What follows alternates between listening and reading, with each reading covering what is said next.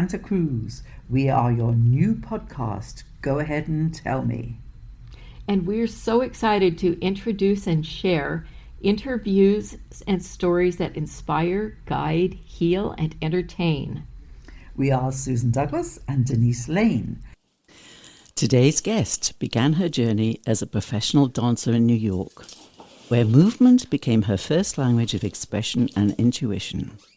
That path evolved into her holistic approach to manifestation, rooted in body wisdom, daily ritual, and the power of supportive community.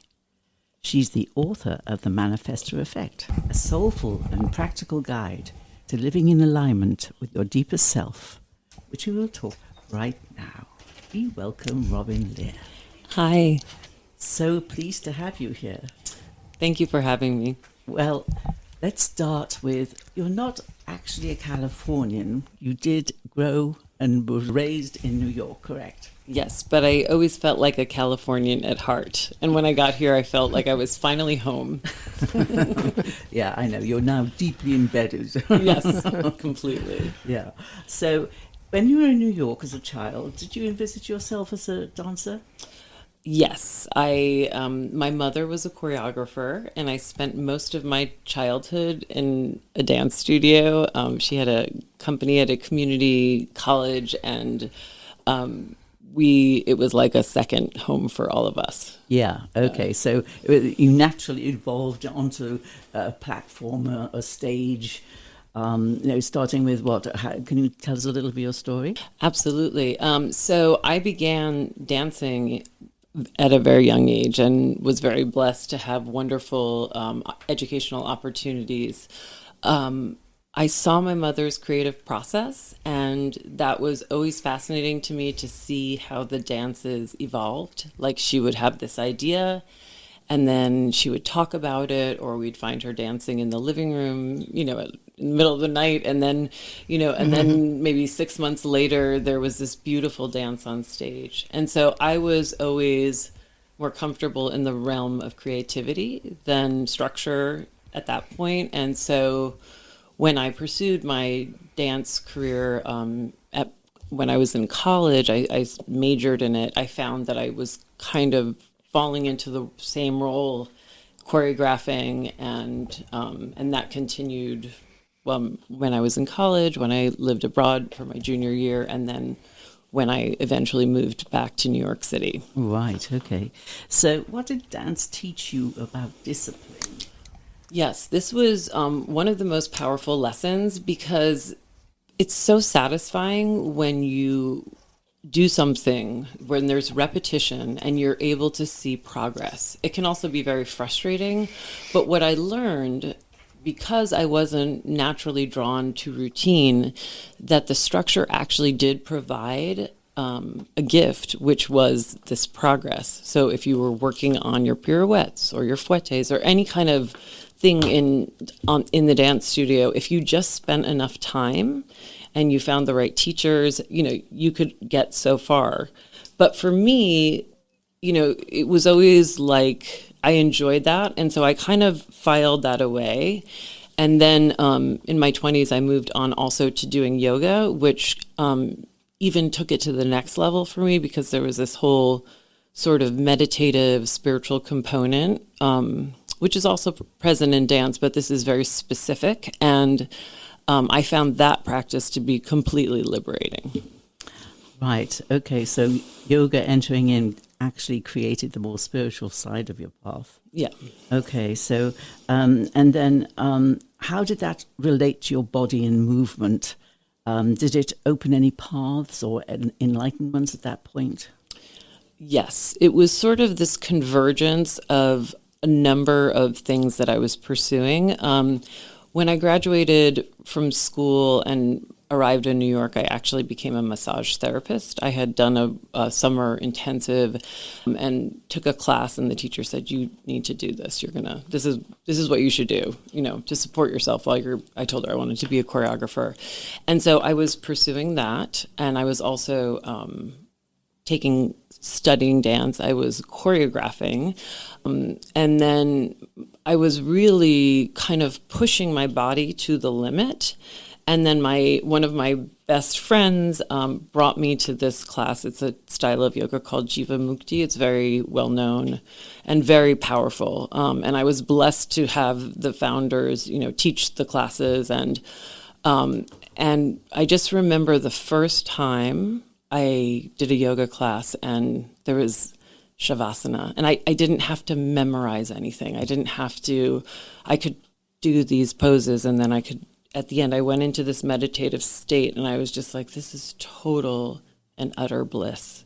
And energetic things started happening because I was working on people with massage, I was dancing, and now enter yoga, and all of a sudden, things were opening up in pretty fascinating ways. Right. So from there, how did you realize that there'd be something more you needed to achieve? You'd already reached a different platform of enlightenment, it seems, but from that point, where did you think, oh, you know what, I need to take this further, and how did you go about it?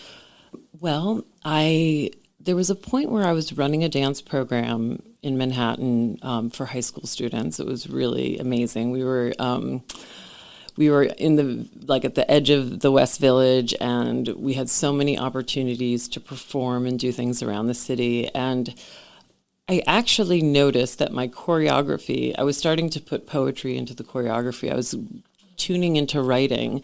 And then that led me to realize that I actually was ready to kind of move into another form of self-expression.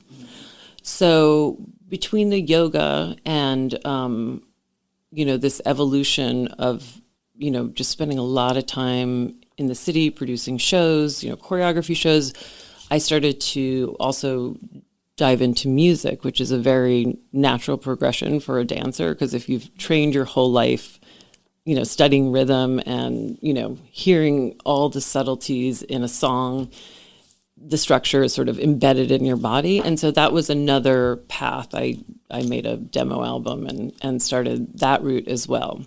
Right. So it was a very exciting time. I certainly wasn't bored. Absolutely, very diverse indeed. So through all this, did you have to kind of create a daily routine to sustain alignment physically, emotionally, spiritually? Yes, I did. And so what happened was when there were budget cuts in the city, they were defunding a lot of the arts programs. And so when that ended, I had this sort of window, this opportunity where I could wake up in the morning and I could take a period of time. And at first I was like, what am I going to do with this time? I was still had, the other things that I was doing, but then I started to set I wake up and I'm going to meditate, and then I'm going to write in my journal. And I wrote out this little schedule, and I was going to write down my goals. And at that time, I was fortunate enough to be part of a group of, I was invited into a writer's group, and we would meet weekly. So there were deadlines that we had to fulfill. I was working on writing a bunch of different things, and everyone had a different specialty. One did cookbooks, one was actually a filmmaker, another woman was the editor of a travel magazine, and another was an author. And so each week we would come and share. And then in addition to sharing our work, which was very exciting and profound, we also started to share our goals. And then as we became closer, the nights became more about, we shared about our life and supporting each other. And so then all of a sudden, these mornings, I would, have a little time before I went and did the other work that I was doing. And I would just start by writing down my goals and meditating and doing a little yoga and kind of setting my mind up for success to see what I wanted. It was almost like, changing the dial, or on the clicker now, but on the TV, what channel am I watching, right? Yeah. So I'm actually not going to just respond, but in response to my group, which I was going to come see them, I had told them all, I'm going to do these things this week. Right. And so the community and the energy, they're very spiritual women, became a powerful part of what ultimately became pretty extraordinary. It was manifesting. I mean, it wasn't without effort, or it wasn't without planning, but there was a synchronistic part of it, and the ritual too. Yeah, indeed. The power of a group is extremely strong. Yes, it really can be. Yeah. If it's a supportive and if it's structured the right way. Right, okay. So, what is the one simple sacred practice you return to if it all goes a little bit off-piste? That's a great question. Life is definitely, that roller coaster, right? So my greatest practice is literally just stopping and slowing down my breath, like breathing into my belly or just pausing. So, I mean, if I'm reacting to something, if I have time to think about something, it might start with the breathing and move into, some journaling to get clear, and then some movement. But all of this is about alignment, right? It depends on the kind of thing, right? Some of the things that we get upset about are necessary to have your feelings about. And then some of them, I think some of them we can also evaluate and understand, if you're listening to your authentic self, that some of the things that we get upset about, we can let go. And so it's always nice to be able to sort that. But in order to do that, it's much easier if you're actually living your truth and listening to yourself. It becomes much easier to navigate those challenges. Right, and you talk a lot about journaling in your book. Yes. I mean, this is very major in your life, right? Can you lead us more to, the great practices of journaling?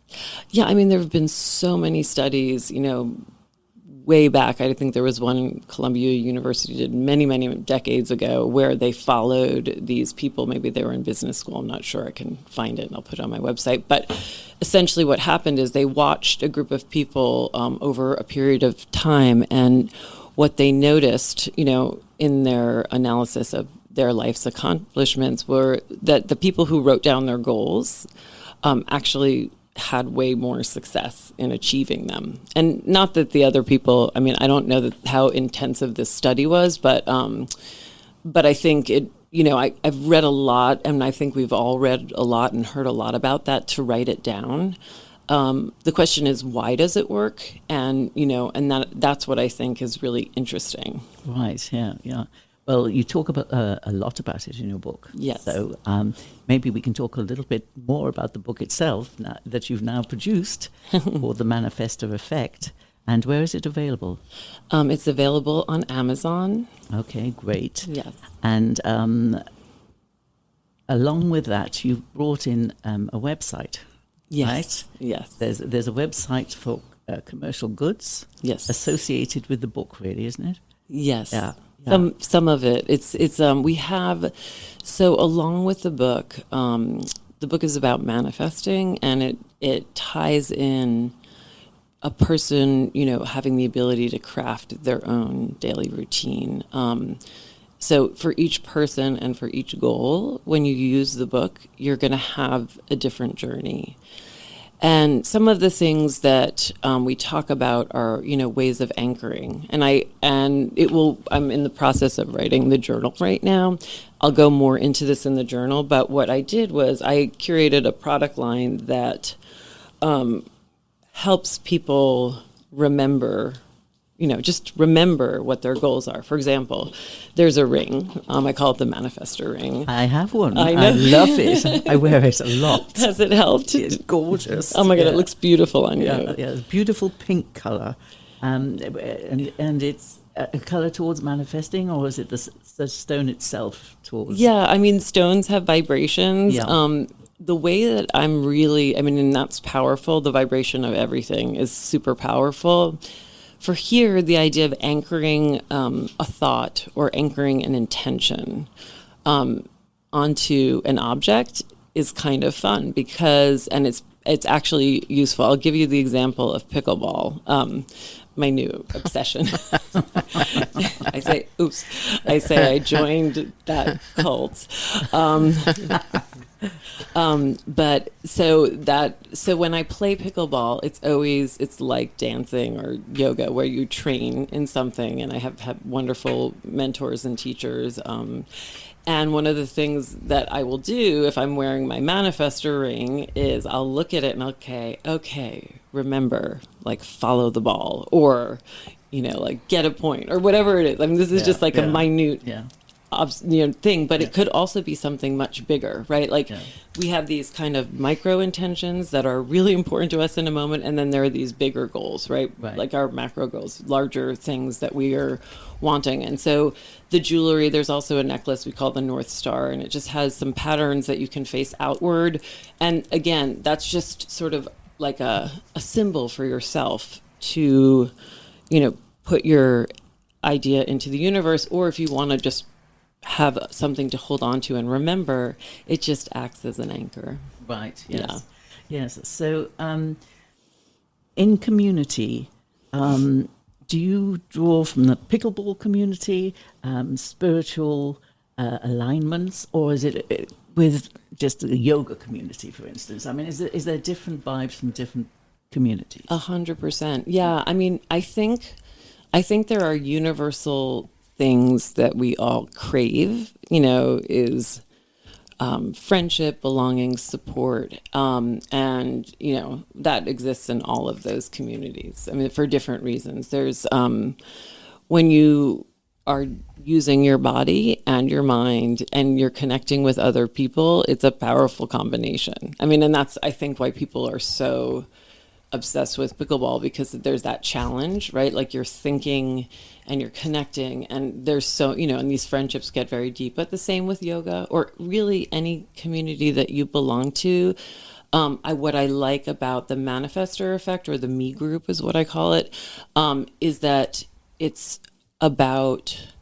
very specific. It's really about you taking time to listen to yourself, and then it's focus on supporting your goal or your dream. Mm-hmm.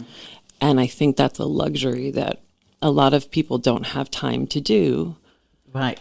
But in your book, you mentioned the Manifestor Action Plan, or MAP.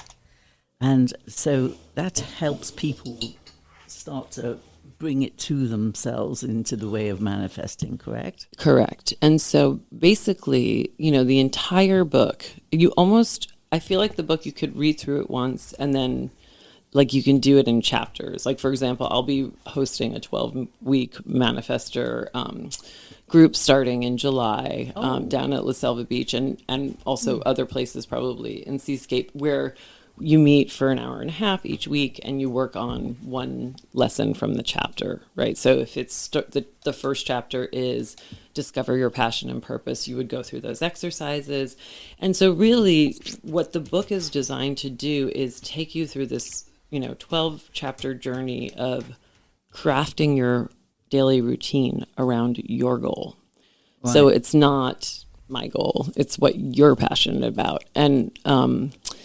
And then the Manifestor Action Plan at the very end is just sort of this template for how do you map out a goal? Yeah. Kind of like a business plan. Like, how do you take a really big thing that you're creating and break it down into steps? And so we suggest 90 days. It could, you can do longer or shorter depending on the goal. But the idea is once you write down your mission statement about this particular goal, and then you go into your calendar and you map it out, it becomes very exciting. Okay, so the steps in the map, do people kind of get stuck, and do you have to kind of nurse them out of it at all? Yeah, I mean, for sure, because it sounds a lot like, if you haven't done the book, like the process of the book is like step by step, right? Kind of it narrows it down. So when you finally, after this 12 chapter journey, get to the map, you're drawing from things you've already done, exercises you've already done in the book. And so you will examine potentially, like some people come into this experience knowing this is exactly what I want. And they just go full steam ahead.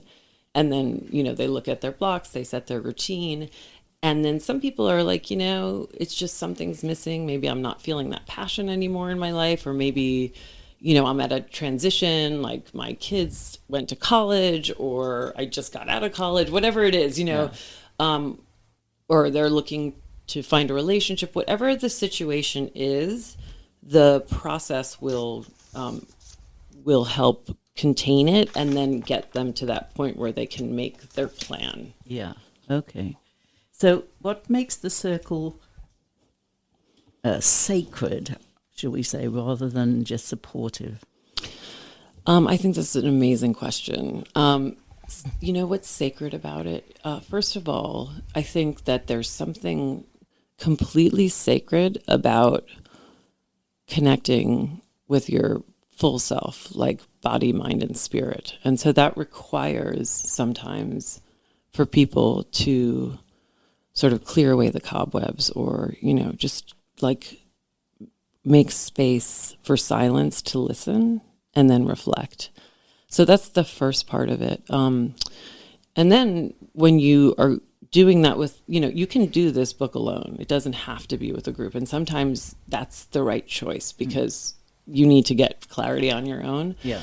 But what's sacred about the group is that you're gathering around these powerful, dreams that people have, and you're supporting each other. So, a lot of times people will gather and the conversations may not reflect their highest, what they care about the most.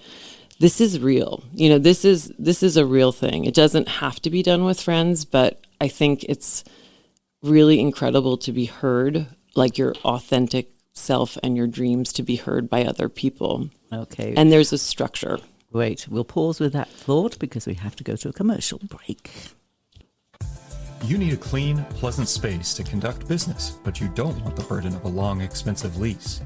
Your solution is Satellite Co-working and Digital Media Studio on Soquel Avenue. Satellite offers private offices, meeting and conference rooms, even co-working by the hour, day, week, or month. Schedule a tour at satellitecoworking.voice for 20% off your first reservation. For about $1 a day, you can have all the major appliances and systems in your home guaranteed fixed or replaced. Jeff, a customer, wrote, "My air conditioner broke and I got a new one at no out-of-pocket cost." Call now. If the lines are busy, please call back. Call the Home Warranty Hotline now at 800-528-1660. 800-528-1660. 800-528-1660. About that first impression. Hi, this is Bettina McBee from Bettina's Buzz on SantaCruzVoice.com. And that first impression is my business card created by Dynamic Press. It is my favorite business card. It gets everybody's attention right away. If you want to make a good first impression, get your business cards and any printed media at Dynamic Press. And tell Angelo Bettina sent you. And we're back with Robin Leah, author of The Manifestor Effect. So Robin, you've got a beautiful website. Thank you. Can you tell us a little bit about the overall, it looks like it's very synergistic. Yes.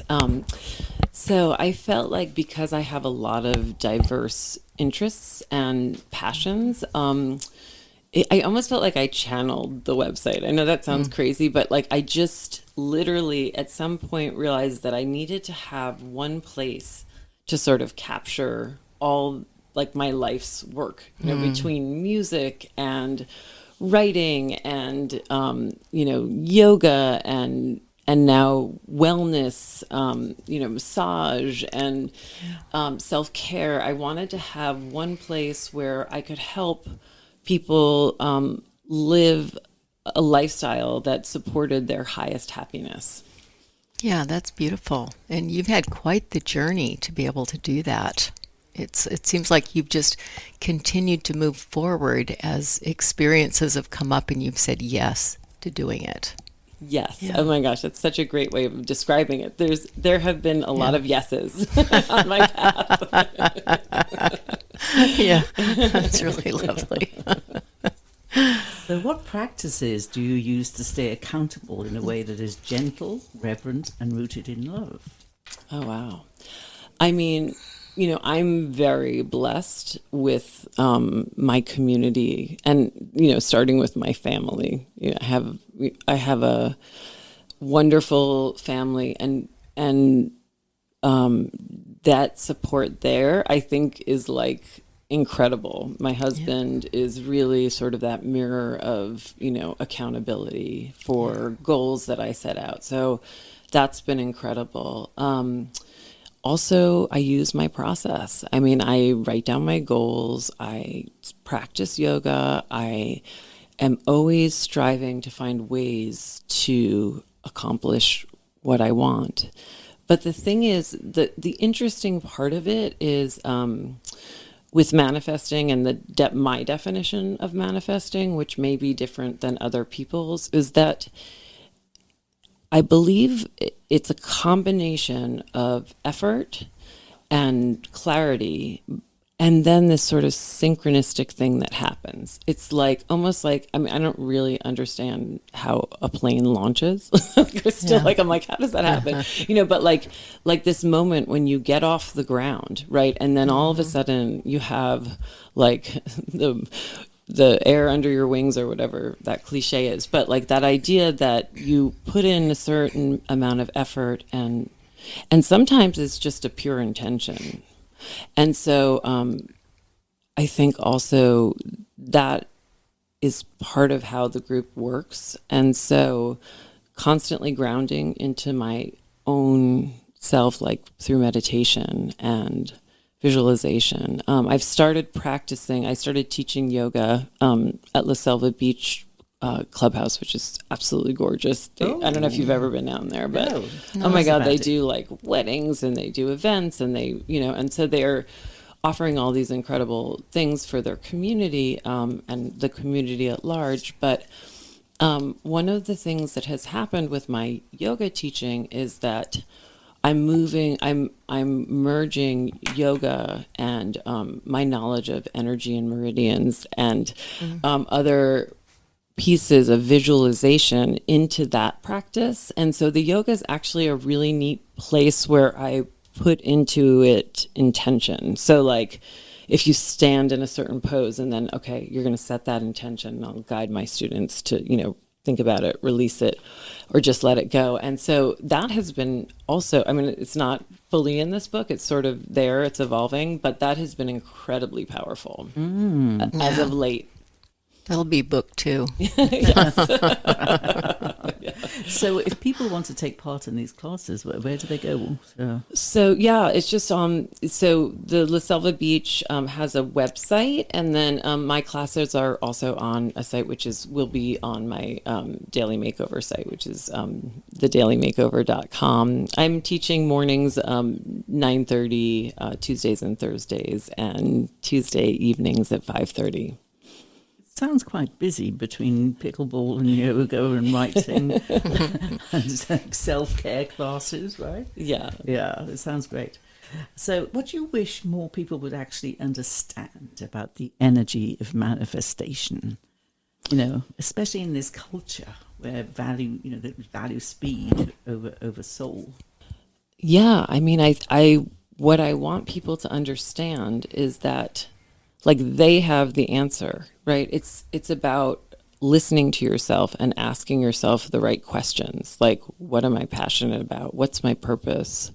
It's about doing, like writing and moving your body. And there are a lot of techniques that I've either created or just put in the book about how to anchor in things that you want into your movement practice, so that there are ways that you can access your ability to manifest in the small routines that you do, whether it's part of your self-care routine or when you're doing, like I said, a yoga class and you have that moment where you can think about it.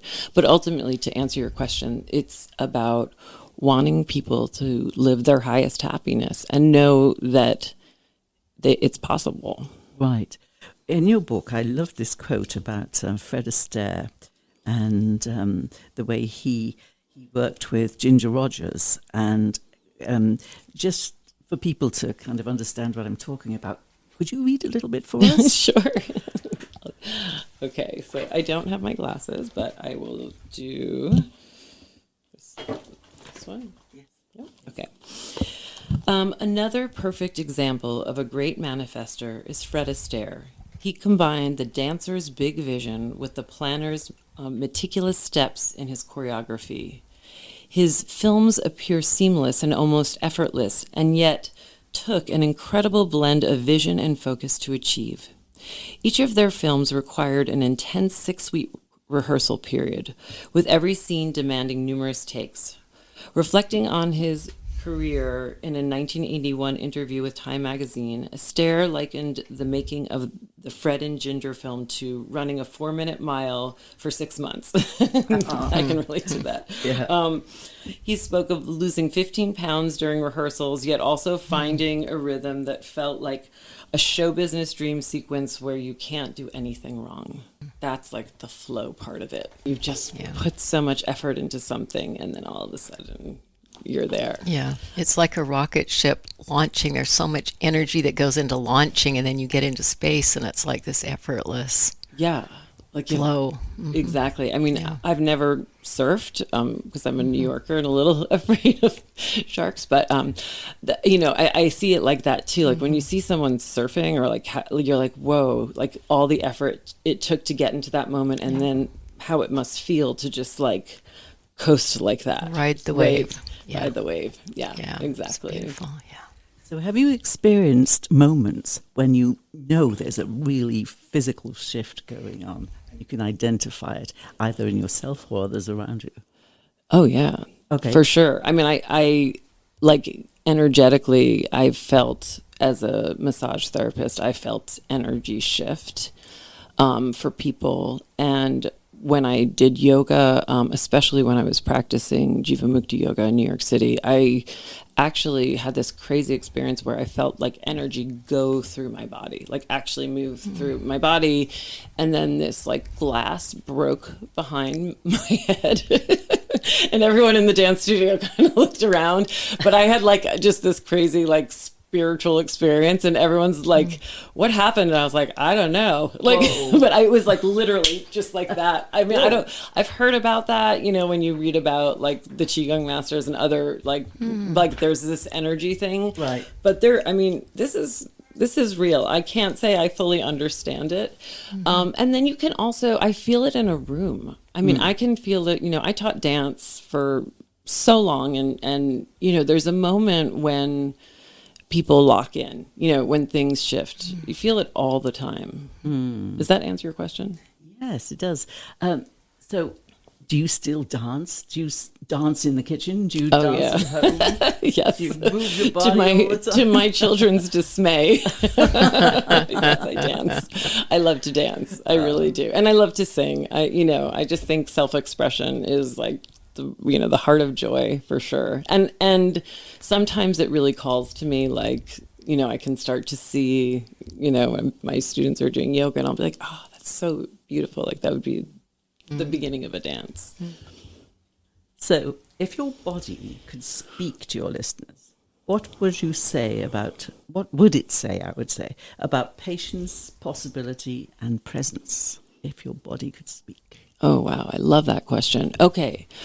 So my body would have a lot to say. I think so. Yeah, for sure. I think that our body holds, like, everyone thinks, not everyone. Many people will work on changing mindset, and that's incredibly powerful.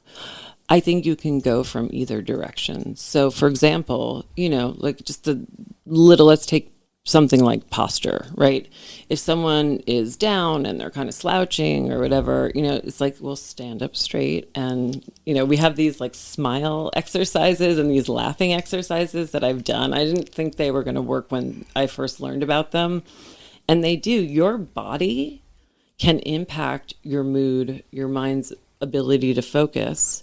And it can also hold, pain or trauma. So the more you're in tune with your body's state and you're taking care of yourself, it's like your vessel for manifesting, right? It's your vessel for creating the life you want. And so practices like yoga and dance and swimming and, anything physical that really works for you, right? That will give you a lot of grace in this process because the body will be open. The energy channels will be open. Yeah. Years ago, I remember reading a book, Your Body Speaks Your Mind. You may have read it. I can't remember the author now. But, she essentially said that everything that happens in life internalizes in the body and can cause disease and wellness. I believe it. Yeah. I do. Yeah. 100%. When doing massage, when I was a massage therapist in New York City, I was so in a zone. You could put your hands, on someone and then get him, like, just ask a question like, oh, like the word like cancer or something, things could come into my head, and then the person would just sit up and say, oh, this one woman sat up and she said, I work in a cancer, like was in a doctor's office, and she said, it's a lot, Yeah. And so I think our energy, we just don't know enough about this, right? We don't know why. Maybe some people are discovering it, but I think there's an energetic body, that holds and stores information. And I think our muscles do too. Absolutely. Yes.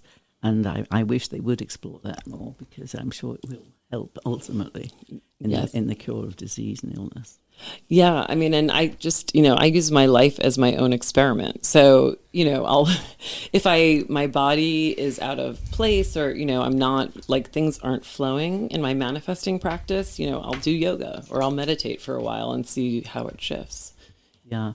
You mentioned your children. You have 2 girls. I do. Yes. Have you encouraged them to dance? You know what? I did when they were younger. One of my daughters is pursuing dance. The other one is an athlete, martial artist. She does martial arts and also loves to, she works out. And so our whole family, we're very active. Right. That's great. So from here on in, you're planning to write another book, are you? I am. I just, my wellness brand has expanded. And so now, as a natural extension of manifesting, I'm also moving into the field of mobile self-care. So my company will be offering, working with different organizations and helping them bring wellness into their space. That's great. Yeah. So, you're aligning with companies? And... Yeah. We are just gathering an amazing group of healers together and, starting to work with different partnerships. So we're really excited about that, but also individuals as well, because I think that yoga and one-on-one yoga, massage, self-care, like my company's The Daily Makeover. And the idea is that it's the outward makeover, I think, matters for a lot of people. And also the inner, right? Like the inner transformation of just kind of returning to yourself. So I think all of that is valid. And so that's what I'm trying to create and support. Well, it seems like you're totally on the right path.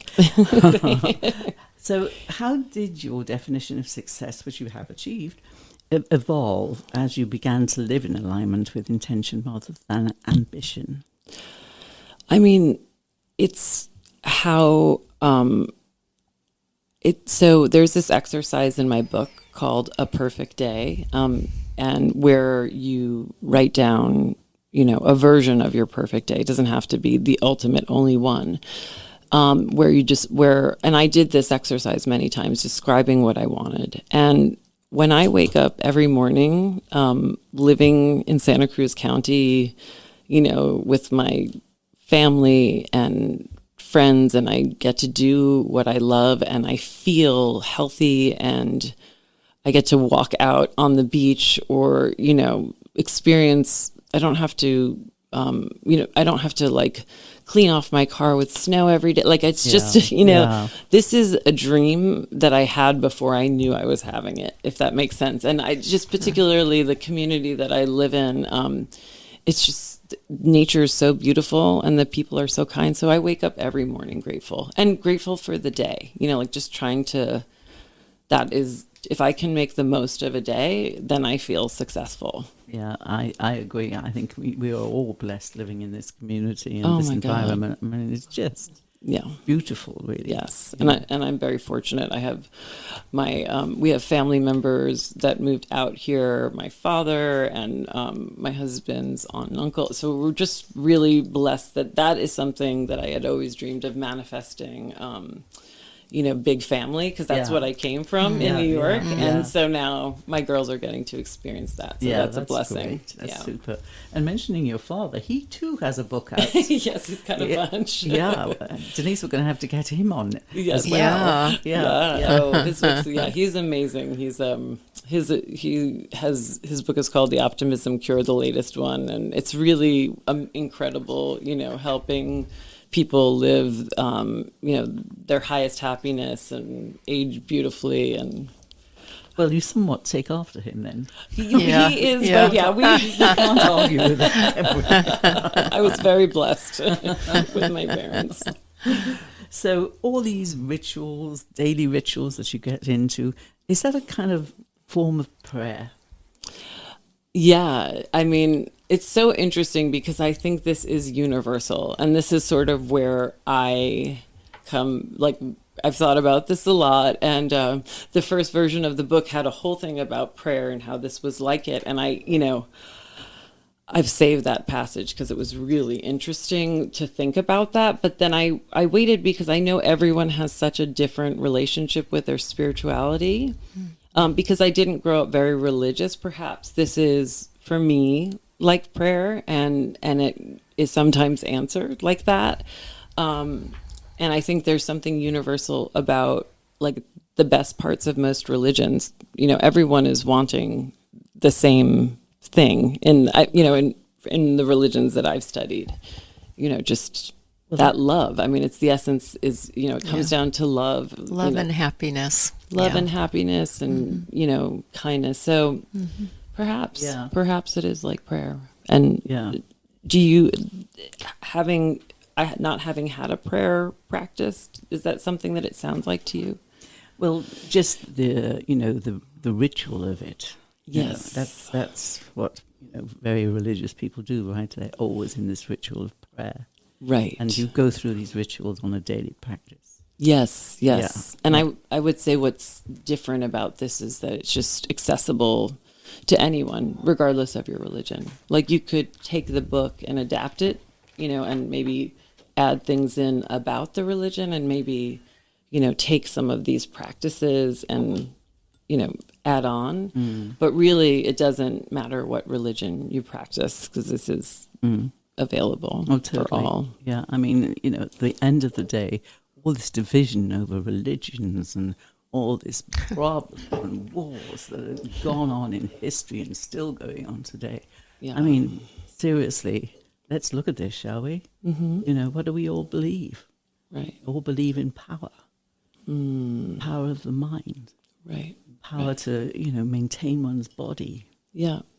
Right. So the individual, everybody, I think in the end, really, we're all the same people in a way, I mean, not specifically in all ways, but by experience or privilege or any of that. But just the idea that, I mean, wanting happiness, wanting to do something that you love, that you're passionate about, wanting to give back, wanting to support your family, enjoy friends, community, be free, right? Like all these things, I think are fundamental. Yeah, and in fact, I think it's been, I don't know if it's a recent study, but certainly I've heard of a study where they have proven that people getting more involved with community and exercise are likely to live far longer than people who kind of seclude themselves. 100%. Yes, I've read that as well. Have you? Yeah. Yeah, for sure. Yeah. Yeah. So you're on the right path there, Well, Robin. thank you so much. Thank you. So we're going to wrap soon. So thank you for joining us. It was a soulful conversation. Well, thank you for having me. It's been such a privilege to be here. And I hope that the listeners have learned something about ritual and of manifesting and journaling. And Robin, please give us again the details of where to find you, your classes, and your book. Absolutely. So my book, The Manifestor Effect by Robin Leah, is on Amazon, and I'm teaching yoga down at La Selva Beach Tuesdays and Thursdays and Tuesday nights, and I will be offering the first Manifestor groups for people who are ready to tap into their passion and purpose, and in a supportive community. So my website is www.thedailymakeover.com, and you can always email me at robin@thedailymakeover.com if you want more information. I'm happy to send it. Oh, that's great. Yeah. And if you're looking for wellness services as well. Yeah, of course. Yeah, the new absolutely. one. Yes. Yeah. And do check in on the website, because I think you have some very reasonably priced, I should say, outfits, clothes, shoes. I mean, it's they're really nice. They're very attractive. Thank you so much. I had really so much fun picking everything out. I love to shop, so I just channeled that there. But there's, stuff for yoga and, just for feeling good in your body. I think that's really the bottom line. And looking good. Yeah. Feeling good and looking good. Yeah. Nice combo. 100%. They go hand in hand for sure. Yeah. Okay, so I think it's goodbye for us. Yeah. Thank you so much, Robin. Thank you so much. Yeah. Really appreciate you. Thank you for having me. Okay. Thank you. And thanks to you, our listeners, for joining us and listening to our podcast. We appreciate you. Until then, it's Denise and Susan signing off. Ciao, ciao, ciao.